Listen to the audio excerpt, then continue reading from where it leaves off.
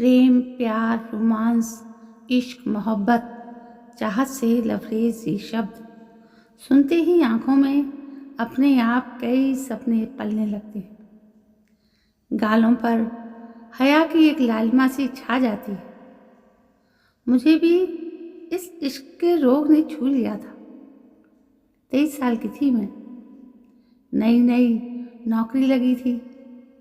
मेरे साथ ही मेरे सहपाठी अभिनव ने भी ज्वाइन किया था। अभिनव के विभाग में ही उसका एक शर्मीला सा दोस्त था, पल्लव।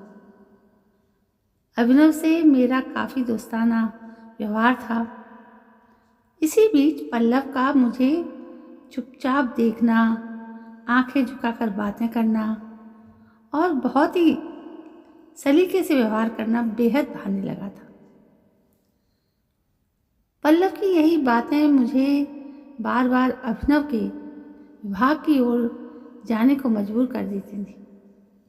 आखिर मेरी किस्मत भी रंग लाई और पल्लव का ट्रांसफ़र मेरे ही विभाग में हो गया। बेहद खुश थी मैं।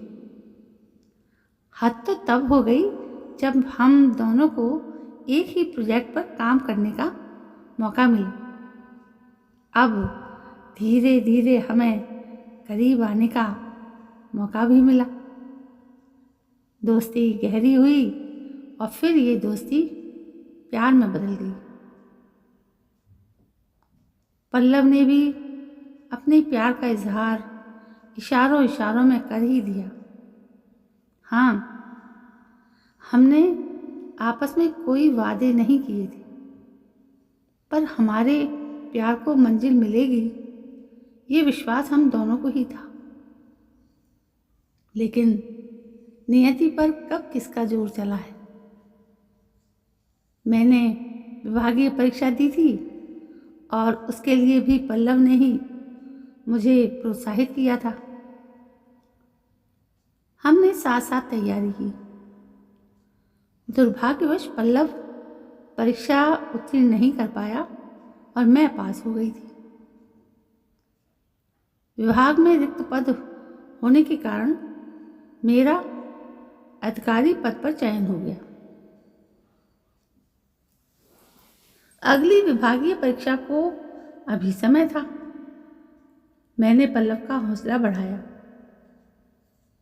लेकिन अब कार्य क्षेत्र में हमारे बीच दूरी बढ़ गई और धीरे धीरे ये दूरियां हमारे संबंधों में भी बढ़ने लगी थी। मैंने कई कोशिश की, लेकिन पल्लव के मन में हीन भावना ने घर कर लिया था।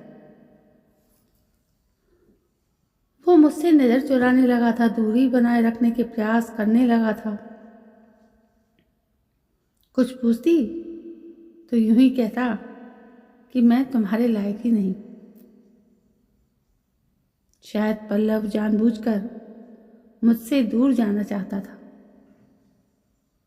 मेरे सामने दूसरी लड़कियों से बातें करता, मेरा सामना तक नहीं करता था। अब वो बदल गया था।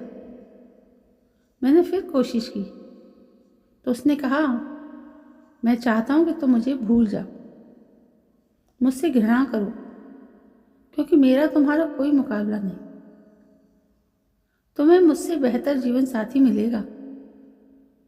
खैर, घर पर भी मेरी शादी की बातें होने लगी थी और फिर मैंने भी पल्लव के लिए कोशिशें करनी बंद कर दी, क्योंकि उसने खुद मुझसे दूर जाने का निर्णय कर लिया था।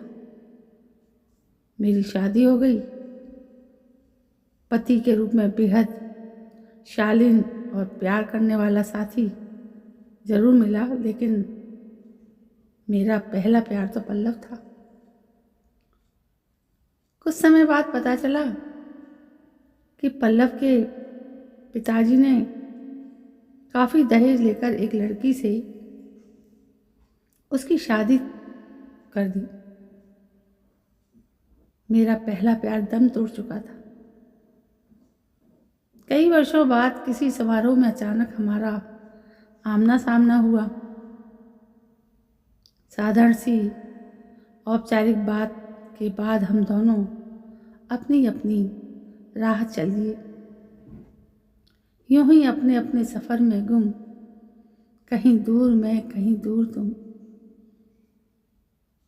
मेरा पहला प्यार सिर्फ एक छोटे से मेल ईगो की बलि चढ़ गया था।